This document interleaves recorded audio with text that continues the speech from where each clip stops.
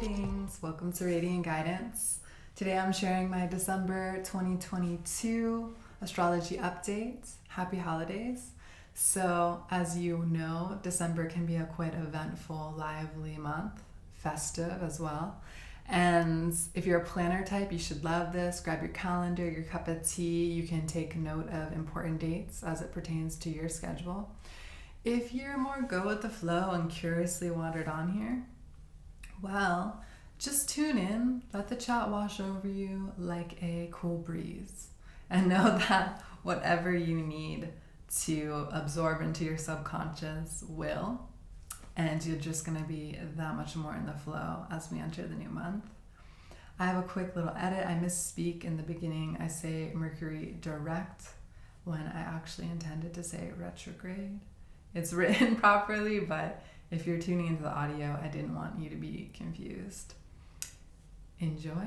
I'll see you soon. Thank you for tuning in and above and entrusting me with your astrological weather report, so to speak, for December 2022.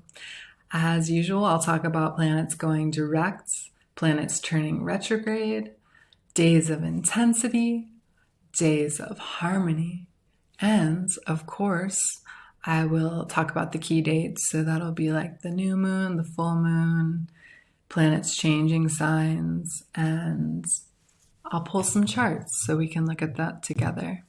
Planets going direct. So we have Neptune turning direct on the 4th in Pisces, the sign that it co-rules.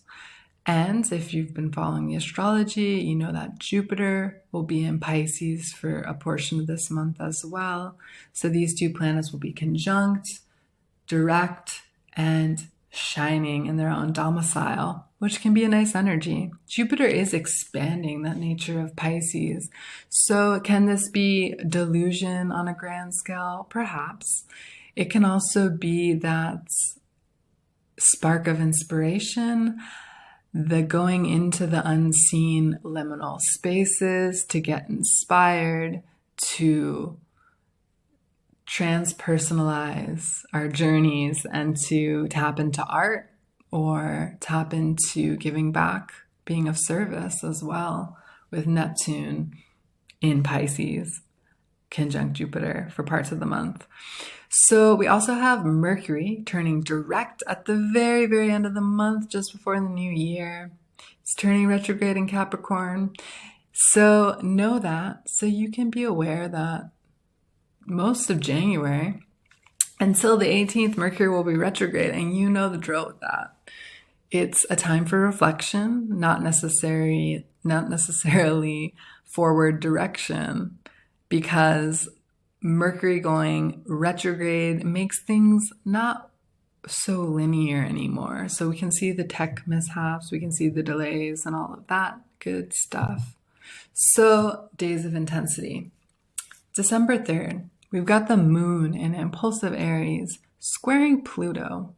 Now, moon in Aries, I always noticed it was an interesting day. I worked in sales for a couple years and I would make commissions. So I did have a vested interest in the behaviors of the masses. And I noticed that when the moon was in Aries, people would be a lot more card swipe happy on those days, where I literally felt like people would be like coming to the register to get their normal herbs they needed or whatever. But then they'd see that like shiny little candle and throw that in and just be grabbing all the stuff at the counter that was meant to be for those impulsive shoppers. So yes, it's an impulsive moon. People feeling a little more bold. Squaring Pluto though, ooh, ouch. That can be like unhinged energy, like lashing out, perhaps, if it's not dealt with consciously. Then we also have Venus squaring Neptune that day. I don't love that day for like a first date, Tinder date. I think there could be some deception, not seeing things clearly when it comes to romance or money. On the 5th, we've got the moon conjunct Uranus, which is a very sporadic, kind of loose and wild energy, squaring Saturn. So I called this an accident alert. I don't normally use that. So when I throw that term out there, I mean it, because it's just not really great energy.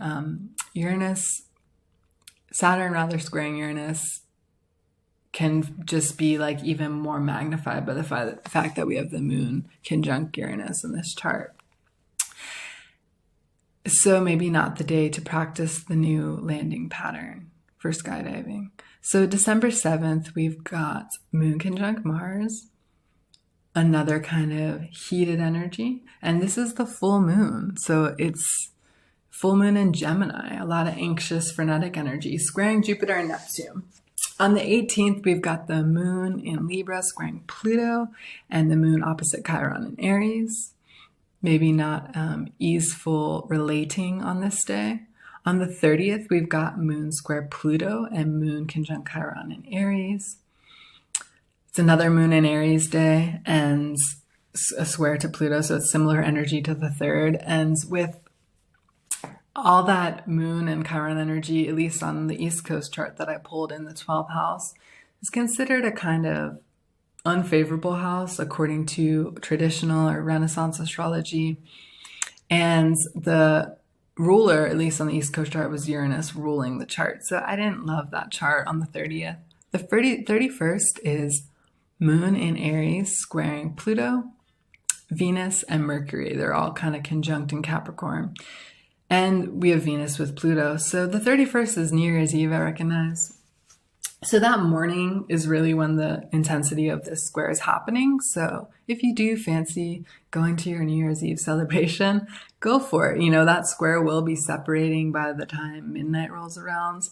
But know that in that early morning or afternoon, it might feel like a more tense day that you just want to be alone and maybe watching the ball drop from home. So days of harmony for December.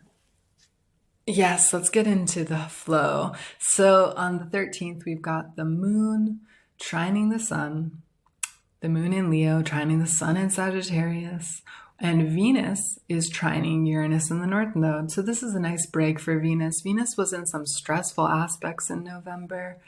And as we know, with like women's movements, it's felt like there's some backtracking historically. So Venus trining Uranus in the North Node can be this kind of like breaking free or liberation that can hopefully resolve some of that energy. Venus does rule women. It does rule reproductive organs, specifically the female reproductive organs. So perhaps on this 13th, there could be some like progress made with some of that legislation, or it could just feel like that kind of theme is more in the news that day. On the 14th, we have a continuation of harmonious energy. We've got a grand Earth trine with Moon, Venus, and Mercury, and Uranus, all trining in Earth signs. And I like that energy for rejuvenation because it's sextiling the water planets that are happening in the chart as well that day. So the Neptune and Jupiter energy. So I like the water and earth trine sextile action for maybe socializing, doing some self-care, doing some activities that help you feel replenished, working on some arts, bringing some form into the feelings. On the 15th, we've got the moon in Virgo, lots of mutable energy. So this is also kind of a spilling over from that 14th day. And the highlight of mutable energy is very kind of cooperative. It's the signs that are Gemini, Pisces, Sagittarius, and Virgo. So these are the signs. There's a predominance of planets in those signs on this day. It can bridge gaps. It can be an energy that goes with the flow. On the 17th, we have a grand air trine. So this is with the moon, Mars, and Saturn. The 17th, take note, if you run a business, if you want to take care of important business dealings, get it done on the 17th. Why? Because the moon is in the lunar mansion that represents, according to some ancient texts, the joining of friends and lovers. And it was seen as an auspicious date for doing business dealings, anything related to communication or commerce and correspondences. And I highlight that take advantage of this harmonious energy on the 17th because, as I mentioned, the 29th, Mercury goes retrograde. So if you have important matters or an important meeting at work that you need to have, do it now. Because if you snooze, you lose, and you'll have to probably wait until after Mercury goes direct on the 18th of January to maybe get that set up for yourself. And the energy is really nice. It's the moon working with will and discipline, Mars and Saturn, to get something accomplished, get an idea across, maybe pitch an idea this day if you have to pitch an idea, or do anything that requires correspondence that you want to work in your favor. All right, so the key dates for December. We have Neptune going direct on the 3rd, Mercury entering Capricorn on the 6th. The 7th is the full moon in Gemini. So at 8:08 p.m. Pacific or 11:08 p.m. Eastern will be the full moon in Gemini. I did note that's a day of intensity. So maybe it's a lay low, party at home, full moon day. December 9th, we have Venus entering Capricorn. So by the 9th, Mercury and Venus will be in Capricorn. What does this mean? What can we think about this?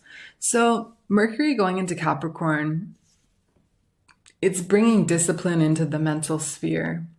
This can be a great time for going back to school, taking a class you've wanted to take, reorganizing your house so it flows in a way that feels productive, taking those concrete kind of steps towards some longer term vision you have for yourself, and really seeing what needs to be prioritized. So Venus entering Capricorn can also feel a little more like a conserving of resources and energy. I noticed even already towards the end of November, when I'm recording this, that people I know who work in sales have noted sales being down. People, especially when Venus goes into Capricorn, are going to feel more conservative within their financial realm and how they spend. It's more of a saving energy than a spending energy. And it can also feel like, sorry, there was a tap at my door. I think it was my cat. It can also feel like wanting to honor the past, tradition, and the classics, right? That's very much. Whereas Venus in Sag is a little more wild, exotic, and free, especially with how it spends money and resources. Venus in Capricorn's like, okay, what's timeless? On the 20th, we have Jupiter entering Aries. This can be kind of an uncomfortable fall for Jupiter because Jupiter was pretty happy in its own sign of Pisces. So Jupiter entering Aries, definitely a more fired up, combative energy that we might see on the collective stage. On the 23rd is the new moon in Capricorn, and I'll talk about that in greater depth and what it kind of symbolizes when I pull the chart. And then the 26th to the 30th, these are just good dates if you work with elections or you do work with planets on a personal level with astrological magic. It's a good day for working with Saturn, those couple days actually, because Saturn will be in strong placements in those charts in his own domicile of Aquarius. So if you want more info on that, you can reach me too if you're more curious about elections and astrological talismans. So let's pull the chart for December 13th. This was one of my days of harmony, and it's a nice mid-month point to just take a look at the energies. So I like this date because the moon's in Leo, trining the sun in Sag exactly, and we have the ruler of the chart, Saturn, in a strong first house position and getting a nice sextile from the sun. I also just enjoy that we see Venus now in a trine with Uranus, and I mentioned that being maybe a positive kind of shift towards women's issues. This day in particular, with the moon in the lunar mansion of Leo, is, according to traditional texts, under this moon, a great time to be feared and receive good things. have requests made to authority figures answered favorably, increase wealth, fortify buildings, assist in battle, rescue captives, and profit in trade. And the Sabian symbol for this moon degree of 21 Leo is like a holly bush that stands out in this bleak winter night. So it kind of represents this like inner fire and strength to really shine or be vibrant and bold in a otherwise kind of bleak time period. So I like it. It's a good energy for feeling fired up before we kind of get bogged down by all the Capricorn energy towards the end of the month. And the Saturn degree of 20 degrees of Aquarius is the dove that followed Noah to promise peace at the end of calamity. So there's something about this kind of peaceful messenger, winged messenger in the sign of the water bearer that I think is a very auspicious date. And I like the energies. It's a nice harmonious flow. As I mentioned before, we've got Venus and Mercury in Capricorn. And as we move on, you'll see on this new moon day, all this Capricorn energy. We got sun, moon, because it's the new moon, Venus, Mercury, and Pluto all in Cap, creating a stellium, a pretty large stellium. And something I noticed, though, is that it's being squared, or it's squaring, let's say, Jupiter at 0 degrees of Aries. Jupiter has like just gone into Aries. It's at this critical degree of Aries, 0 degrees. And it's seen as a degree of breaking free and taking like a bold, making like a bold escape, for lack of a better term.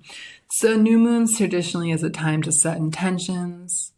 Usually we think of the full moon as where we kind of like let things go. But I have to say, with this Jupiter and Aries square to the new moon, it's a really prominent time to like seek independence, seek liberation, break out of conditions or circumstances of life that feel like they're holding you back.